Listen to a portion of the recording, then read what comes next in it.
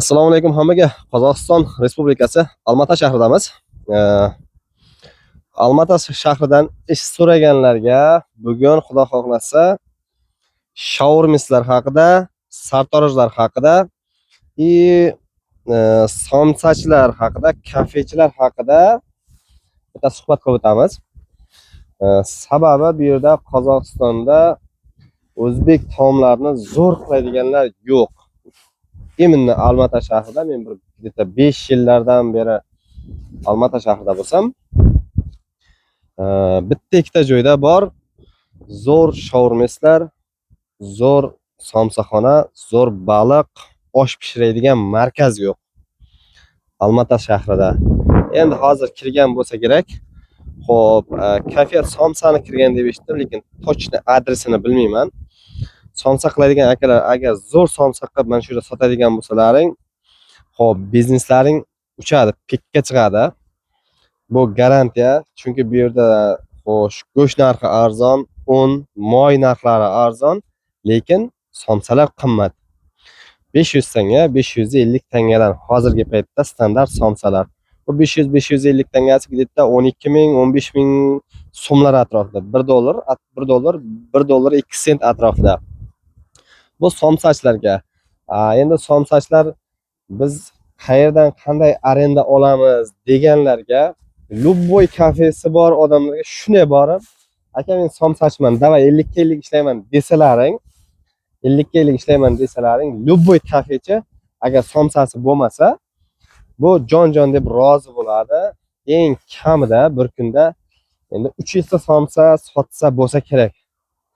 Men o'ylashimcha. Chunki bitta tanishim bor edi, 250 ta 200 ta somsa sotaman derdi. U shoshilmay bir kishi ishlaydi. Bo'lsa oltda yana bironta odam bo'lishi mumkin. Xo'p, somsa sohasi mana shunday. Somsa sohasida zo'r somsachi bo'lsangiz, bu yerda foyda zo'r. Xuddi aytib o'tganimday, arenda olish qanday bo'ladi desalaring, bitta maslahat bergan bo'lardim.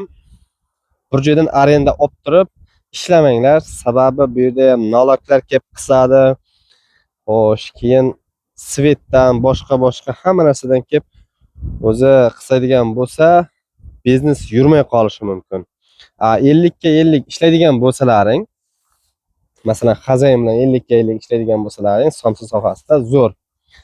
Bosh og'ritmaysizlar, dokument biron narsadan qiynalmaysizlar. Bironta kelsa ham xazayinni ko'rsatasizlar, u любой shu problemani o'zi reshat qiladi, o'zi hal qiladi. Sizlarga hech qanday og'irlik bo'lmaydi. Qiladigan ishlaring faqat somsani pishirib, somsa sotasizlar. Xo'p, somsa sohasi mana shuncha tushuncham bor bu yerda Qozog'istonda. Somsa sohasi ham zo'r. Keyin bu ikkinchisi sartarosh akalarga bitta zo'r maslahat. Masalan, hozir O'zbekiston, Tojikistonda yurib, aka masalan sartaroshlik qobiliyatim bor, hunarim bor, O'zbekistonda durust pul topa olmayapman, 500 dollardan ham ko'p pul topmayapman deydiganlarga, Qozog'istonda agar siz zo'r sartarosh bo'lsangiz, eng kamida 1000 dollar pul topsangiz bo'ladi. Eng kamida 1000 dollar zo'r sartarosh bo'lsangiz. Sababi bu yerda sartaroshlarda narxlari bitta soch olish 2000 tangadan boshlanadi. Minimal 2000 tangadan. Bu xot katta odam bo'lsin, xot yosh bo'lsin, 2 dollar, 2000 tangadan boshlanadi. 2000 tanga bu 5 dollar hisoblanadi. Примерно 5 dollardan boshlanadi.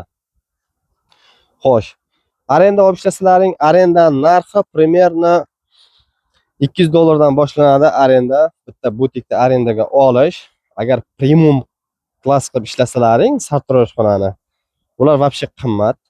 5000, 6000 tanga. Unda ham вообще zo'r pul ishlasa bo'ladi.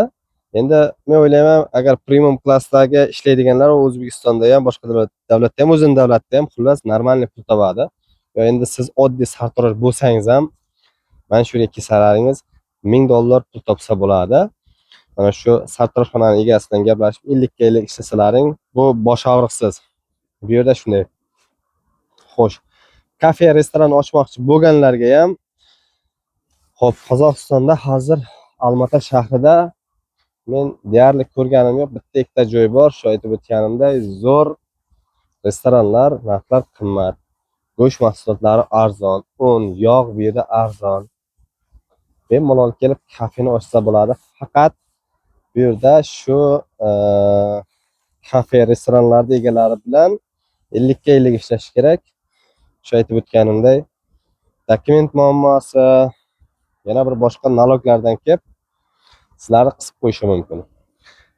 Xo'sh, Olmatani kattaligini ko'rsatib o'taman. Mana Olmata shahri. Juda ham bir katta shahar. Dvijina ko'p bu yerda, biznes sentrlar ko'p. Xullas, aholi ko'p yashaydigan joy. Endi pashta bu ham poytaxt. Shahar zo'r. Pul topish yaxshi. Faqat o'zing sohasida professional bo'lish kerak buning uchun. Hammaga rahmat, sog' bo'lasizlar. Kanalga podpisatsiya qo'yishni unutmanglar. O'z fikrlaring kommentda yozib qoldiringlar. Sog' bo'lasizlar.